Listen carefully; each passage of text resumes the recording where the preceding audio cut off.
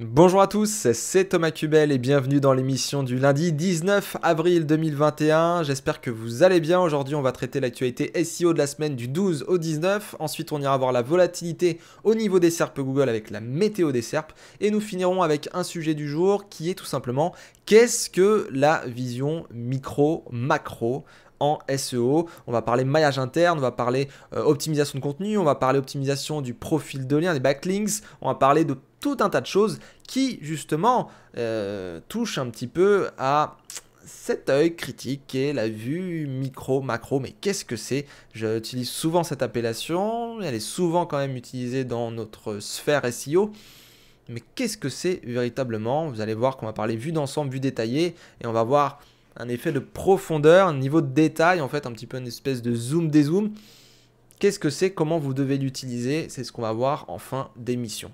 Avant ça, n'oubliez pas de vous abonner, de liker, de partager le podcast, d'envoyer vos questions, commentaires, tout ça vous connaissez maintenant. On commence avec l'actualité SEO du coup de la semaine du 12 au 19. On commence avec internet-formation.fr. Mathieu Chartier nous dit le 13 avril, Google fait évoluer le CLS pour Core Web Vitals. Le CLS, le Cumulative Layout Shift, rappelez-vous, c'est un score qui est calculé pour la stabilité de la page, pour analyser la stabilité de la page. Globalement, voilà, vous avez trois choses à respecter dans les Core Web Vitals et vous avez ce fameux CLS. Et là, apparemment, Google vient de faire un communiqué qui dit globalement, voilà, c'était pas forcément super juste le CLS. On a fait quelques petits changements. Voici le communiqué. Et le CLS, du coup, le critère est un petit peu plus juste maintenant. Vous avez environ au moins 3% des sites qui auront une bonne note. Voilà, maintenant avec ces nouvelles directives. Donc je vous invite à aller lire l'article de Mathieu Chartier, également le communiqué de Google à ce sujet. Normalement, eh bien, vous avez dû vous mettre entre guillemets en conformité, au moins étant à peu près dans la direction de l'objectif des Core Web Vitals. Voilà, le CLS, normalement, si vous avez réglé déjà les problèmes de stabilité sur votre page, a priori, vous aurez une bonne note, quoi. Mais en tout cas, vous avez plus de chances d'avoir une bonne note avec ces derniers changements. Je vous invite en tout cas à aller voir cet article. Il est très complet et vous avez toutes les sources dedans. On continue avec un autre article de Mathieu Chartier, 19 avril 2021. Google ajoute un raccourci clavier pour effectuer une recherche. Donc une petite info rapide pour ceux qui travaillent souvent sur Google, n'est-ce pas, les consultants SEO. Du coup, quand vous faites une recherche, je tape recette de gâteau au chocolat. Cette requête, je crois que je vais l'imprimer, je vais la mettre sur mon mur, ça va être cool. Du coup, je tape recette de gâteau au chocolat, je suis dans le formulaire, j'ai fait entrer, j'ai ma SERP, je fais ma navigation machin et je reviens sur la page Google. Pour éviter d'avoir à cliquer sur la zone de formulaire avec la souris, je peux utiliser la touche slash qui se trouve être sur votre clavier généralement au niveau des deux points, entre le point virgule et le point d'exclamation. Et du coup, cette touche slash vous permet d'aller directement sur le formulaire de recherche, un petit raccourci rapide pour pouvoir modifier votre recherche, reformuler, etc. Je ne sais pas si niveau productivité ou pas, c'est mieux pour ceux qui font du dactylo peut-être, pour ceux qui vont penser peut-être. Après voilà, généralement on a l'habitude de la souris, donc est-ce que ça va changer grand-chose? On verra. On passe sur un autre site, arobasnet.com, 13 avril 2021, Google My Business, pas de numéro de téléphone dans les Google Posts. C'est un communiqué de Jay Hawkins sur Twitter qui a clarifié que Google interdisait à ce que les numéros de téléphone soient dans les posts Google My Business. Donc si vous avez un Google My Business, notamment des fiches établissements, quand vous mettez votre numéro de téléphone dans les posts, ça c'est interdit et du coup voilà, ça peut disparaître ou voire même vous pouvez être entre guillemets je ne vais pas dire pénalisé, mais embêté par Google, l'équipe de My Business. Donc ça, c'est un petit communiqué pour vous dire qu'il faut vraiment mettre le numéro de téléphone là où c'est précisé dans votre fichier d'établissement, dans les infos, et ensuite, vous activez le petit bouton pour vous appeler directement. C'est plus simple. Ça permet aussi de traquer l'utilisateur et de remonter le rapport correctement. On passe sur un autre article d'arobasnet.com, 14 avril 2021, toujours du Google My Business d'ailleurs. Modifier votre profil heure photo depuis Search. Donc on avait déjà la possibilité dans Google Search de modifier certaines infos, d'avoir certaines statistiques, des rapports par rapport aux recherches, etc.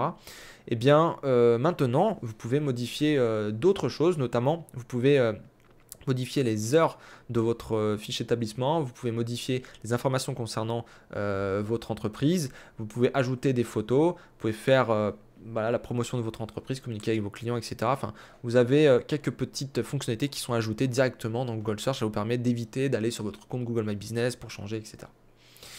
On passe sur un autre site, abondance.com, 15 avril 2021, les vases communicants de l'indexation, Google en galère, Bing en progression. Olivier Andrieux nous fait un article où très concrètement il met en avant que BingBot est en forte amélioration.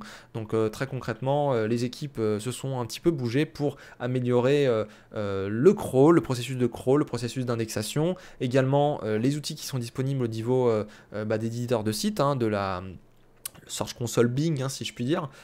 Et puis, nous avons également tout un tas de choses qui ont été faites sur le front de Bing. On en parle assez régulièrement dans ce podcast. Je trouve que Bing, vraiment, est à l'écoute des éditeurs de sites et essaye de faire un moteur de recherche qui est vraiment le plus agréable en faisant des présentations vraiment en dehors de ce qui se fait d'habitude sur les moteurs de recherche, notamment Google.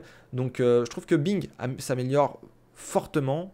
Et du coup, Olivier Andrieux le met en avant ici dans cet article.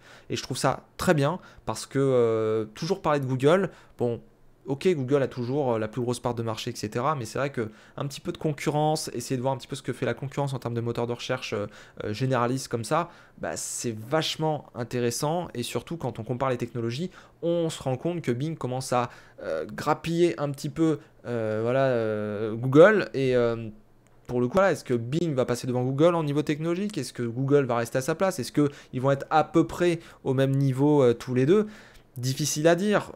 C'est toujours assez particulier tant qu'on n'a pas les algorithmes, le fonctionnement précisément de ces deux outils, de ces deux moteurs de recherche.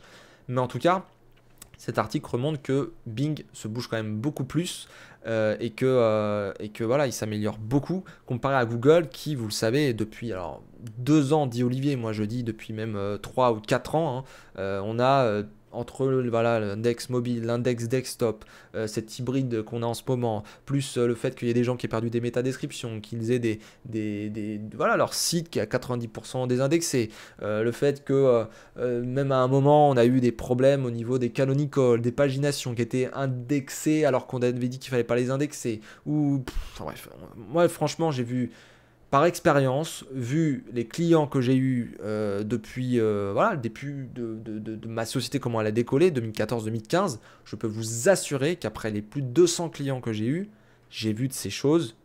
Ça ne pouvait pas être fait autrement du côté du site. C'est dans les normes. En plus, vous le savez, je suis là à dire qu'il faut respecter les normes, les règles de l'art, etc. du web. Très concrètement, ça ne peut pas être fait autrement.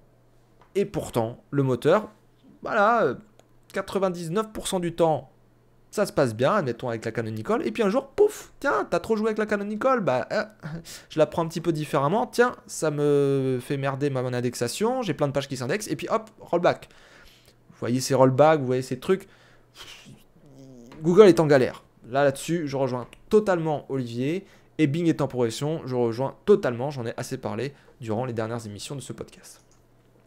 On continue avec un autre article d'abondance. Près de 40% des requêtes sur Google affichent un pack local. C'est sorti le 16 avril 2021. Local Pack-O-Meter, donc c'est un nouvel outil à l'instar de Rank Ranger, Mozzcast et l'outil de Searchmetrics. Local Pack-O-Meter en fait affiche directement dans son outil qui est limité au marché US, 60 millions de requêtes analysées actuellement, quand même un beau échantillon. Du coup, ce truc-là indique qu'il y a environ 40% de pack local, tout simplement en mars. Alors, à des moments, ça a baissé. Septembre 2020, on était plutôt vers les 25%. Ensuite, octobre, un peu plus, 35%. On était vers 35%. Et puis là, on serait plutôt vers 40% en mars 2021. Est-ce que c'est vrai? Toujours pareil, c'est pas la source officielle, c'est pas Google. Mais en tout cas, voilà. Cependant, le truc a l'air quand même fiable et il y a de bonnes chances que ça soit quand même un bon outil. Donc à surveiller, à peut-être mettre dans les marque-pages, ça peut vous aider. Également, il n'y a jamais eu autant de publicité qu'actuellement. Relève local Pack-O-Meter. Et là-dessus, je ne peux que les rejoindre. Ça se voit même en tant qu'utilisateur. Je trouve que sur les sites, que sur Google, que sur Facebook, etc., même sur YouTube. YouTube, c'est je cherche un mot. Abominable. Abominable. C'est vraiment abominable. Vraiment, ce que vous faites, c'est abominable. Je sais que vous voulez vendre votre putain de pack premium là, YouTube, mais je suis désolé. Au bout d'un moment, rappelez-vous d'où vous venez. Parce que d'où vous venez, c'est quoi? C'est du partage de vidéos entre des personnes, voilà, qui... Ok, c'était du gratuit. Même si on fait de la pub, on peut en faire de la pub. Surtout quand on s'appelle Google, Alphabet, YouTube. Ok, on peut faire de la pub. Maintenant, il y a une différence entre faire une pub au début de la vidéo, faire une pub à un endroit stratégique qui coupe la vidéo, mais vraiment on la coupe voilà, au bon endroit où il y a un chapitrage, quoi. Et faire de la pub tout le temps. Faire de la pub tout le temps qui emmerde les gens, qui peuvent pas écouter leur musique, qui peuvent pas écouter une conférence, qui peuvent pas écouter je ne sais quoi.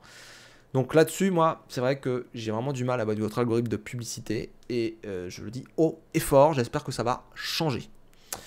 On continue avec les gossips. Gossip de la semaine, Core Web Vitals, images et CSS, Your Money, Your Life. Olivier Andrieux nous dit le 19 avril aujourd'hui que John Mueller a expliqué lors d'un hangout pour Webmasters que les scores des Core Web Vitals, LCP, CLS et FID, rappelez-vous, on a dit un truc sur le CLS tout à l'heure, ne seraient pas calculés en temps réel, à contrario des filtres comme Panda ou Penguin par exemple, à partir du mois de mai prochain, puisqu'il faut 28 jours de données cumulées pour les établir. Alors cette info, elle est sortie sur différents sites d'actualité SEO, notamment @net. Il faut 28 jours, on en avait déjà parlé dans le podcast, pour récolter les données, les analyser, les renvoyer vers la Search Console, faire les rapports, etc. etc. Donc ça, c'est normal que ce ne soit pas en temps réel. Le seul bémol que j'ajouterai, c'est ce terme de temps réel. Temps réel, pour moi, c'est vraiment temps réel. C'est-à-dire, on est là en train de faire quelque chose, et on est en train d'observer, et puis hop, on taille, quoi, si je puis dire. Panda et Pingouin, il y a, entre guillemets, un concept de temps réel, entre guillemets. Maintenant, je dirais que c'est plutôt un processus continu. Si on veut enlever toute ambiguïté, voilà, je suis qu'à moitié d'accord avec la phrase, mais c'est plutôt sur la tournure que ça me gêne. Je suis d'accord que ce sont des processus continuels. Maintenant, dire que c'est du temps réel, je sais pas, j'aime pas trop le terme, j'avoue. Mais voilà, après, c'est juste pour enlever l'ambiguïté, il n'y a rien à retirer de ce qui est dit, c'est très vrai. Dans le fond, on le sait, Panda, Penguin et nouveau process pour les Core Web Vitals, voilà, ça va être des processus continuels. Voilà, ça analyse voilà, au fil de l'eau et puis ça remonte comme ça remonte, quoi. Images et CSS, c'est notre gossip. John Mueller a rappelé sur Twitter que Google n'indexait une image que si elle était affichée à l'aide d'une balise. Les images affichées via les CSS, notamment les images en background, ne sont pas prises en compte, tout comme les éventuels attributs alt, bien sûr. Ça, c'est logique. Your Money, Your Life, on connaît la notion de YMYL, Your Money, Your Life, et leur importance, notamment lors de récents Core Updates. Dans le domaine de l'EAT, donc John Mueller, à ce sujet, a expliqué dans une vidéo que si vous deviez traiter en ligne des sujets de type Your Money, Your Life, mais également d'autres sujets plus éloignés de ce concept, il valait mieux créer deux sites web, un Your Money, Your Life compatible, et l'autre traitant des autres sujets afin de mieux faire la part des choses, ce qui permettra à Google de mieux classer les deux sites dans la bonne catégorie. Et il est vrai, et je dirais que c'est pas que simplement pour Your Money, Your Life. C'est-à-dire que c'est vraiment le projet que vous avez. C'est-à-dire que quand vous faites un site dans une thématique, admettons les recettes de gâteaux au chocolat, vous n'allez parler que des gâteaux au chocolat, par exemple, dans ce site. Et puis, d'un coup, vous faites, ah tiens, une section automobile. Qu'est-ce qu'il y a bien à foutre là ? Très concrètement. Encore, vous faites voilà, toutes les recettes de gâteaux au citron, ou toutes les recettes de gâteaux à la vanille, ou recettes de gâteaux à la fraise. Il n'y a pas de problème, ça fait sens et ça devient un site de pâtisserie.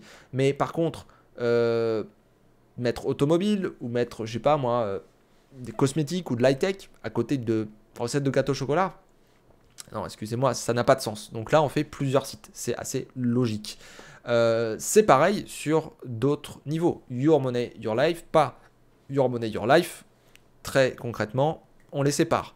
Quelque chose qui est totalement, admettons, passionné, à but non lucratif, etc., etc., machin, bah on le mélange pas avec un truc qui est ultra lucratif, machin. On peut le faire de manière complémentaire, c'est-à-dire faire du ping-pong, entre guillemets, entre les sites, pour faire des flux de trafic, machin bidule, pour dire, ah tiens, je fais ça, mais je fais ça aussi. Ouais, pourquoi pas. Mais maintenant, des fois il y a des incohérences. Et c'est vrai que ces incohérences-là, les bonnes questions à se poser sur son projet, sur le site, qu'est-ce qu'il va présenter, qu'est-ce qu'il va y avoir dessus, etc. Vous faites vos stratégies, tout ça, et vous vous dites, est-ce que c'est complémentaire? Est-ce que ça peut faire un projet homogène? C'est très très important de penser comme ça. Et que ce soit du coup Your Money, Your Life ou pas, ou que ce soit une thématique, ou que ce soit je sais pas moi, par rapport à ce que vous allez faire avec en termes de business, ou quoi que ce soit d'autre. Voilà, voilà. Il faut être logique dans la vie. Logique, bon sens. C'est le mot du SEO, le bon sens. On a terminé l'actualité SEO de la semaine. Niveau météo des SERP, depuis le gros pic du 9-10 avril, là, il n'y a pas eu beaucoup de choses. Il n'y a pas eu énormément de choses à dire sur les SERP. Tout ce que je peux vous dire, c'est que il y a quelques personnes qui ont été impactées par quelque chose, mais ils ne savent pas encore quoi.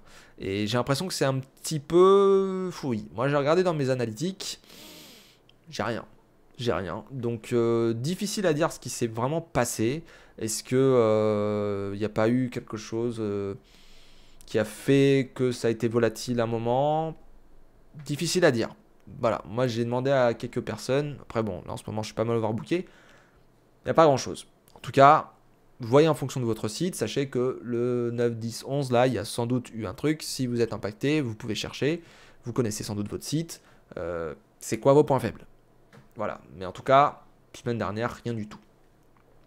On termine avec la vue micro-macro. C'est le sujet du jour de cette semaine. Et du coup, on va parler voilà, d'une vue qui n'est pas souvent très expliquée et qui n'est pas vraiment très comprise quand on l'explique.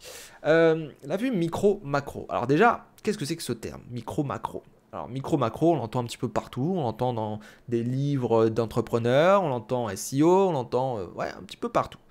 Alors en fait, vue micro-macro. Attendez, je vais me mettre face à vous.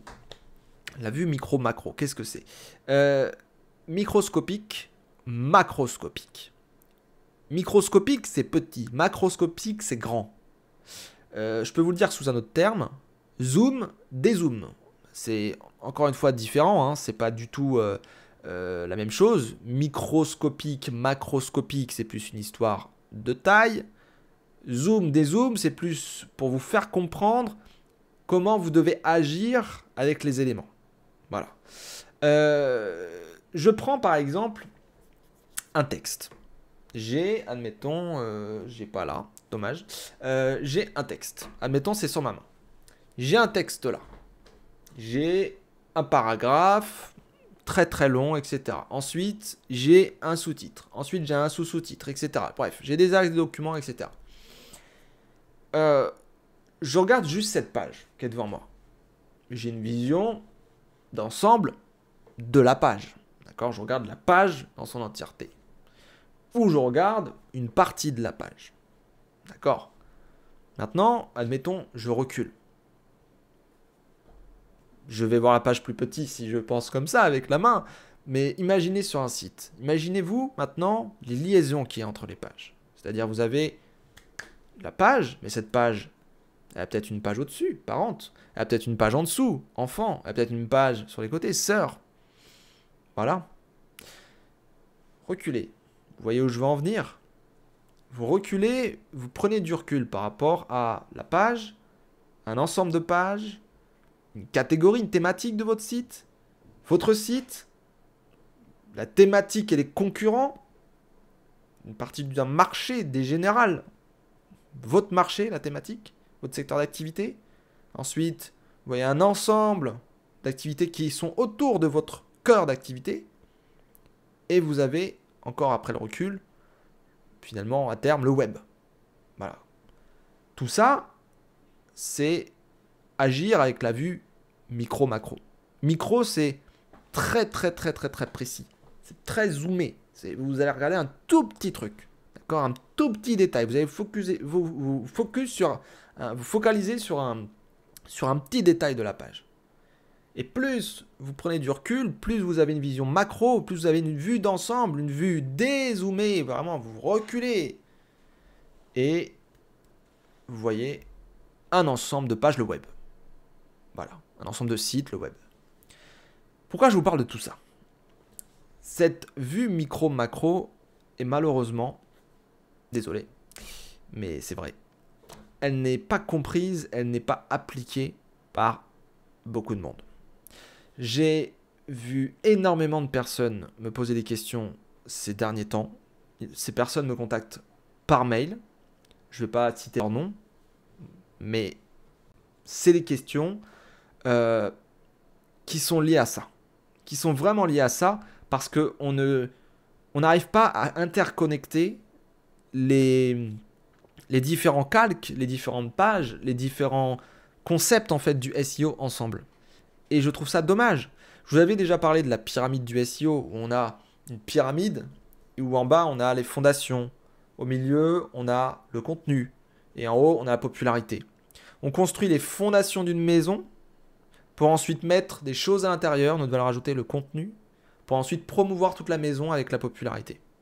C'est pareil pour un magasin, c'est pareil pour un supermarché de je sais pas combien de milliers de mètres carrés, c'est pareil pour tout. Que ce soit un e-commerce, que ce soit un petit magasin en ligne, que ce soit un site vitrine ou quoi que ce soit d'autre, c'est pareil. On va faire la partie technique pour que les moteurs de recherche, les utilisateurs de ça puissent travailler avec notre site, pour que le site soit fonctionnel, machin, tout ça. Ensuite, on va le remplir à l'intérieur. Remplir, c'est pas péjoratif, hein. Je le dis, remplir dans le sens faire des bons discours du vendeur, présenter correctement les pages, avoir des bons comportements, des bonnes maquettes, une bonne identité visuelle, une charte graphique, un storytelling, du copywriting, des landing pages, des beaux trucs, quoi. Pour ensuite promouvoir tout cet ensemble technique plus contenu pour que tout le monde le voit à travers le web. Mais pas qu'à travers le web. On va commencer avec le web pour avoir des backlinks, des choses comme ça. On va faire du branding, on va faire du trafic, on va faire vraiment voilà, de l'attaché de presse, etc. Pour après, même communiquer pourquoi pas la télé. On peut essayer de faire des opérations de street marketing ou quoi que ce soit d'autre. J'ai encore vu l'autre jour des panneaux d'affichage. Les gens du street marketing dans ma région, ils doivent être en rate de boulot parce que ils mettent des affiches partout en disant appelez-nous pour être affiché ici. Street marketing. Voilà. En ce moment, franchement, c'est pas cher, quoi, je pense. Hein. Il y a même des rabais. C'est comme à la radio, il doit y avoir des rabais. Bref. Revenons à la vue micro-macro. Vous devez absolument, mais vraiment, j'insiste, absolument travailler votre œil. Votre œil, il doit être critique. Il doit être un œil de lynx. Il doit regarder le code source et déceler une lacune, des lacunes. Pareil pour les pages. Sans parler de code source, vous la regardez visuellement. Soyez critique. Je ne dis pas d'être critique en tout. Je ne dis pas qu'il faut, entre guillemets, démoraliser le client. Je ne dis pas il faut tout changer. Mais soyez critique. Parce que cet œil de lynx, cette vue qui va se focaliser sur le petit détail, ensuite peut-être sur un ensemble de petits détails, et puis ensuite finalement sur toute la page, et ensuite qui va remettre en question peut-être le site, le projet, etc. C'est important pour pouvoir penser en dehors de la boîte, outside the box, pour essayer de faire de bonnes actions, d'être créatif, de faire en sorte que les gens puissent avoir du grain à moudre, si je puis dire. Donc, la vue micro-macro, c'est un peu comme sur Google Maps. Vous allez être centré sur votre ville, ensuite sur votre département, sur votre région, sur votre pays, sur la planète. Imaginez le web. Juste là, 2 minutes, vous prenez, vous fermez les yeux et vous imaginez un site avec toutes ses ramifications de pages, etc. Et vous imaginez un autre site, et un troisième site, et 10 sites, et 100 sites, et 1000 sites, et des millions et des milliards de sites avec leurs pages, leurs ramifications, tout ça. Ça constitue le web, qui sont interconnectés d'une certaine manière, voilà. Et là, vous pouvez comprendre comment toutes les choses du SEO en fait sont interconnectées. Parce que là aussi, là c'est très, entre guillemets, presque philosophique, métaphysique, ce que je suis en train de raconter, mais essayez de comprendre là où je veux en venir réellement en réécoutant même le podcast.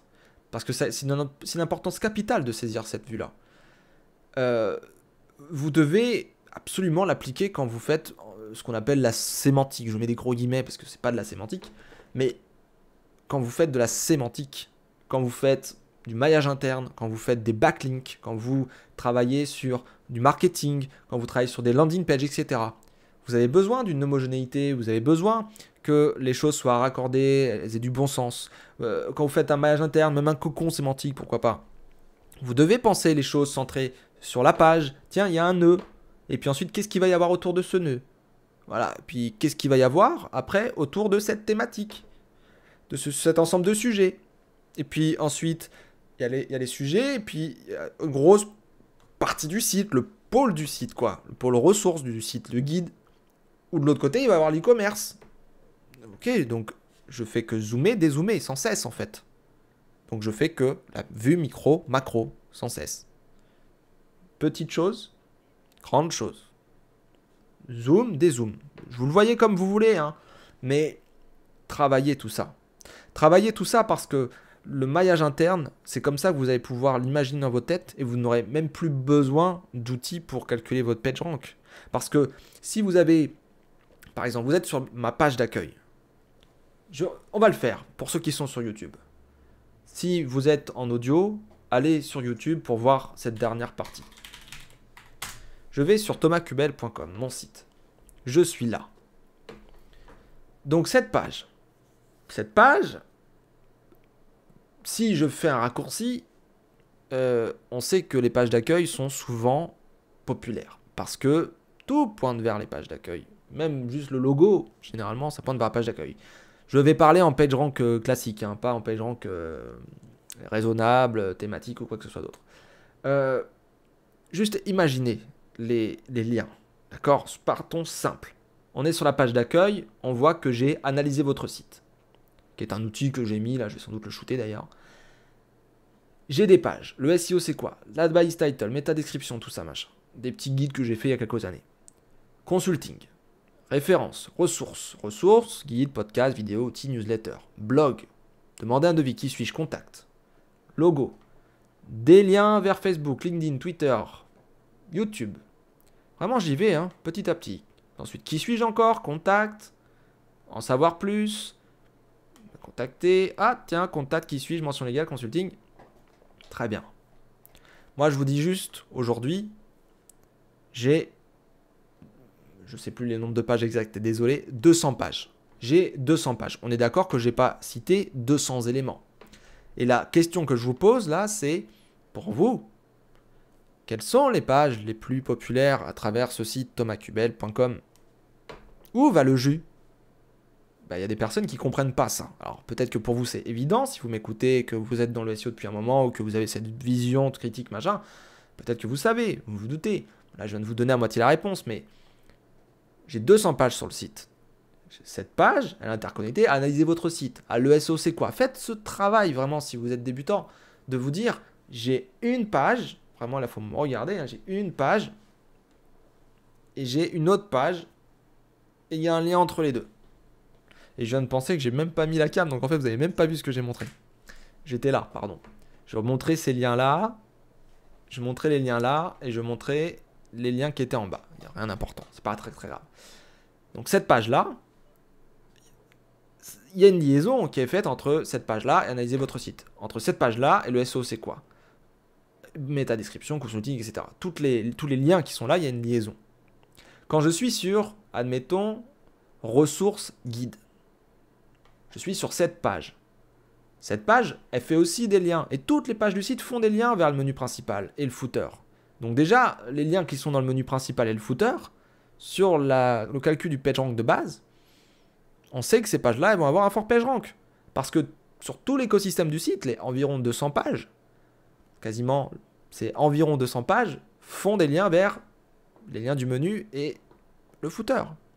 Donc déjà, en termes de vision, on sait comment c'est imbriqué. On sait qu'on va avoir une page d'accueil et autour des grosses pages de PageRank.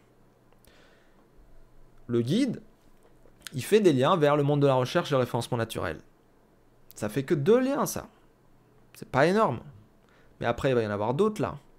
Il va y en avoir encore d'autres, là. 5, 6, 7, 8. J'ai pas encore écrit les contenus, j'ai pas encore fait les liens. Je suis désolé. Je suis un peu à la bourre. Mais est-ce que vous voulez vraiment... Il faut essayer de comprendre que le SEO, c'est une vision qui est toujours la même. C'est une vision critique, une vision micro-macro, une vision où les choses évoluent, où les choses peuvent se modéliser en quelque sorte dans votre tête pour essayer de déterminer ce qu'il va falloir faire. Quand vous allez sur une page, je vous le fais au niveau du contenu maintenant.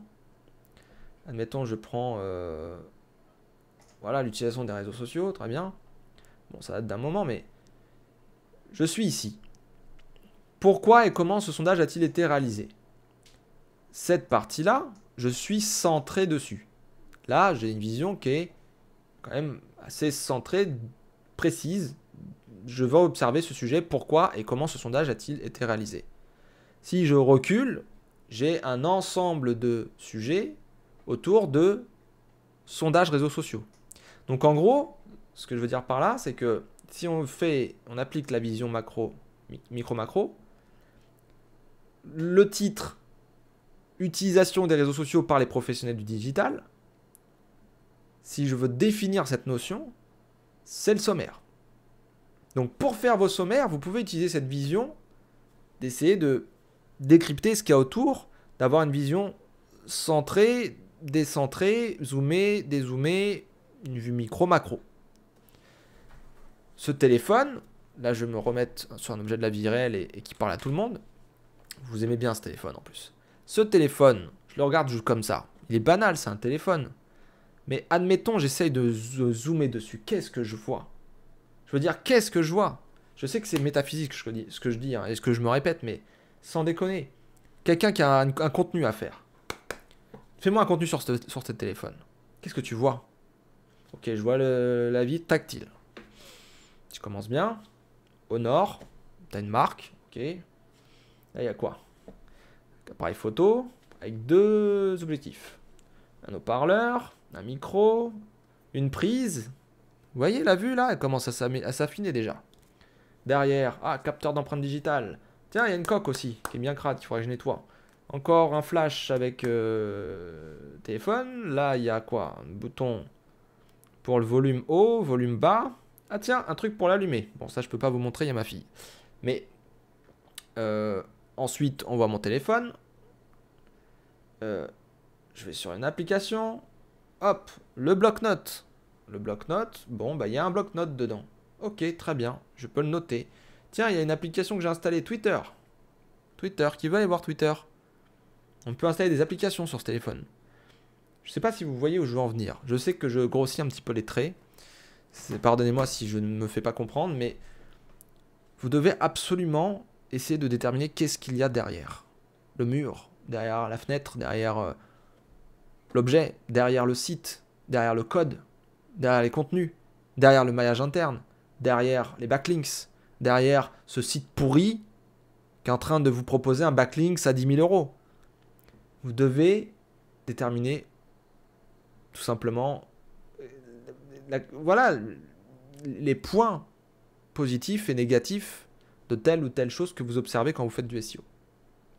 Quand vous êtes sur une pagination, par exemple, c'est peut-être ce qui parle le plus avec la canonical, surtout la pagination, je dirais. La pagination, je ne sais pas pourquoi.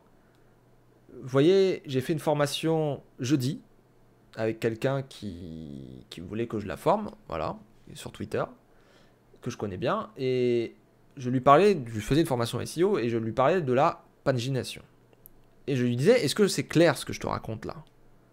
Alors, elle n'est pas SEO hein, déjà de base, hein, elle touche pas trop à ça, plus que ça connaît un peu, surtout sur le contenu, mais c'est tout. Et il m'a dit oui, c'est clair. Et à chaque fois, je demande à mes clients qui ne sont pas techniciens, est-ce que c'est clair?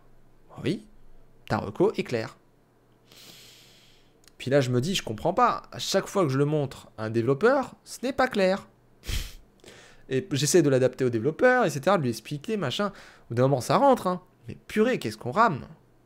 Et en fait, je pointe du doigt aujourd'hui le problème, c'est un problème de vue micro-macro.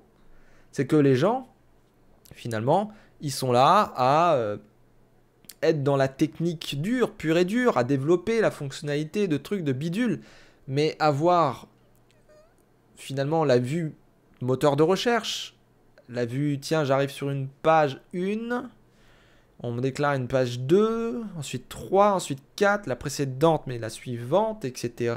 Ça fait une séquence, ça fait des sous-pages. Et en même temps, c'est le début d'une page. Et puis là, c'est la fin d'une page. Puis là, il y a des éléments. Vous voyez la vue micro-macro? Je veux dire, si vous n'arrivez pas à raccorder les choses ensemble, si vous n'arrivez pas à avoir une vision holistique, c'est peut-être le second mot qui est important avec micro-macro. Micro-macro et holistique. Avoir une vue globale et une vue complète de tout ce qu'il y a autour d'un objet. Si vous utilisez ces deux trucs-là, vous êtes très fort en SEO. Il y a juste après à faire du par cœur en ce qui concerne comment ça doit être fait. Et après, vous contrôlez tout. Et vous avez juste à avoir des méthodes. Franchement, micro, macro et holistique. C'est vraiment les deux termes qu'il faut retenir. Enfin bref, je vais m'arrêter là. Je pense que vous avez compris. Je vous invite à partager le podcast. Encore une fois, n'hésitez pas à aller voir la page Tipeee. La page Tipeee, merci à Anaïs, Jonathan et Thomas pour les tips. Rejoignez-nous, chers tipeurs, pour soutenir tout simplement ce projet que j'ai de démocratiser le métier de SEO au plus grand nombre. N'hésitez pas à laisser des commentaires, n'hésitez pas à partager l'émission et puis on se retrouve dans tous les cas la semaine prochaine pour l'actualité et bien de la semaine qui vient tout simplement. Allez, à bientôt, merci de m'avoir écouté, ciao ciao.